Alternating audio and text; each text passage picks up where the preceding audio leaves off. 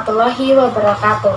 Halo teman-teman, perkenalkan nama saya Vina Nuri Asari dengan NIM 2100005240. Dalam video kali ini saya akan menjelaskan materi matematika mengenai bilangan desimal. Dalam video kali ini ada 3 bahasan yang akan kita bahas. Yang pertama, mengurutkan bilangan desimal. Yang kedua, membandingkan bilangan desimal. Dan yang terakhir adalah mengubah pecahan ke desimal. Nah, sebelumnya teman-teman tahu nggak sih bilangan desimal itu ciri-cirinya seperti apa? Kakak beri contoh ya.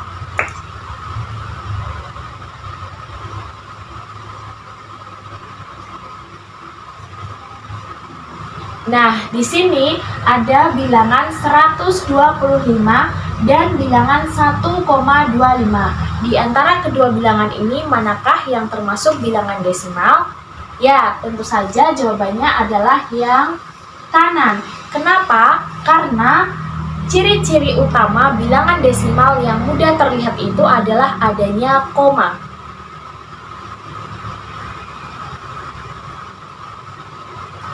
Nah, karena bilangan 1,25 itu terdapat koma, maka dia adalah bilangan desimal. Lalu bagaimana bilangan 125? Maka dia bukan bilangan desimal. Nah, penerapan bilangan desimal dalam kehidupan sehari-hari itu di mana aja sih?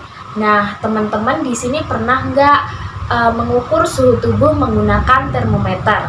Nah, termometer itu adalah salah satu contoh penerapan dari bilangan desimal karena angkanya menunjukkan bilangan desimal yang mana terdapat tanda komanya.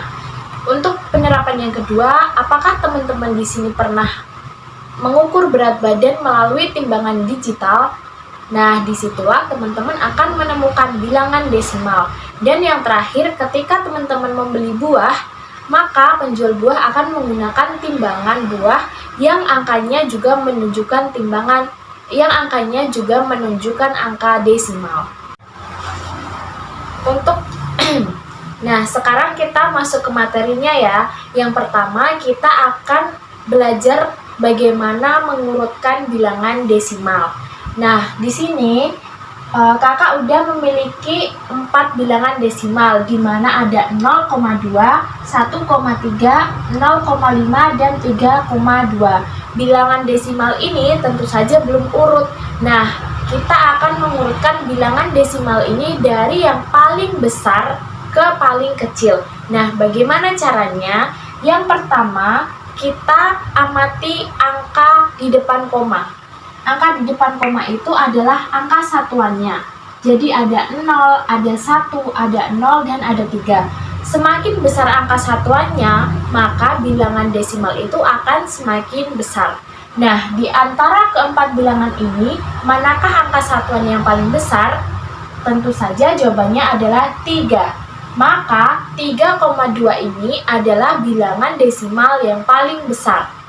Jadi urutannya 3,2 menempati urutan pertama. Lalu, angka di bawah 3 itu ada berapa? 1. Maka 1,3 ini menempati urutan yang kedua. Nah, tinggal 0,2 dan 0,5. Bagaimana jika angka satuannya sama? Maka kita amati angka setelah koma. Ada 2 dan ada 5. 2 dan 5 itu besar yang mana? Tentu saja besar yang 5. Maka 0,5 menempati urutan ketiga dan 0,2 menempati urutan yang terakhir. Jadi, untuk menentukan urutan bilangan desimal itu, kita amati dulu angka satuan di depan koma. Semakin besar angka satuan itu, maka bilangan desimalnya juga akan semakin besar. Materi yang kedua, kita akan belajar tentang bagaimana membandingkan bilangan desimal. Nah, di materi pertama, kita tadi telah mengurutkan bilangan desimal dari yang terbesar. Nah, sekarang kita akan membandingkan angka desimal yang diambil dari yang sudah diurutkan.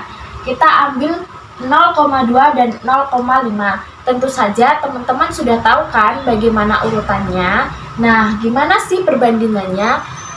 Tentu teman-teman sudah tahu perbandingan itu tandanya ada apa aja, lebih besar, lebih kecil, dan sama dengan.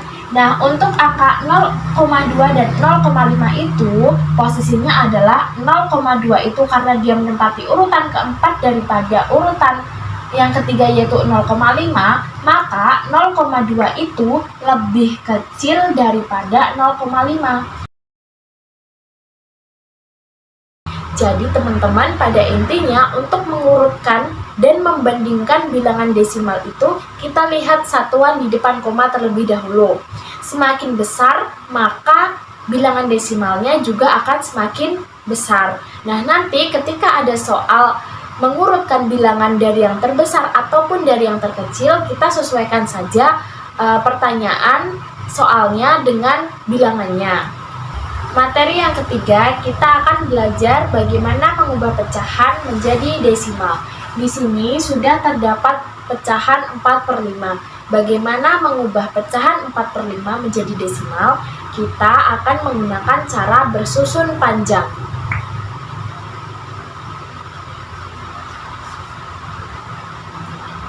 4 diletakkan di dalam pembagi dan 5 diletakkan di luar pembagi. Nah, 4 dibagi 5 itu tentu tidak bisa, maka dia ditulis 0, di atas pembagi. Nah, ketika 0 ditambahkan di atas, maka 0 juga ditambahkan di dalamnya. Nah, sekarang angkanya menjadi 40.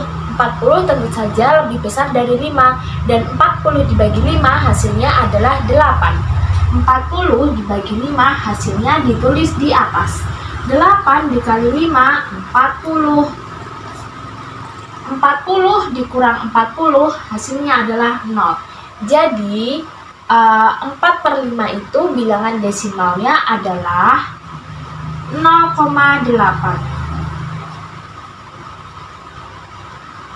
Jadi 0,8 ini adalah bilangan desimal dari 4/5. Nah, jika angka di sini di dalam pembagi itu tidak bisa dibagi atau lebih kecil, maka kita harus menambahkan 0. Ketika di sini di samping angka di dalam pembagi ditambahkan 0, maka di atas juga kita tambahkan 0, seperti itu teman-teman. Nah, mudah sekali kan materi kita hari ini.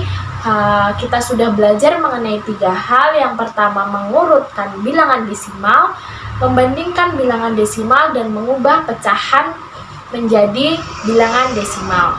Sekian video pembahasan materi matematika tentang bilangan desimal kali ini. Semoga kita bisa bertemu di lain kesempatan. Wassalamualaikum warahmatullahi wabarakatuh.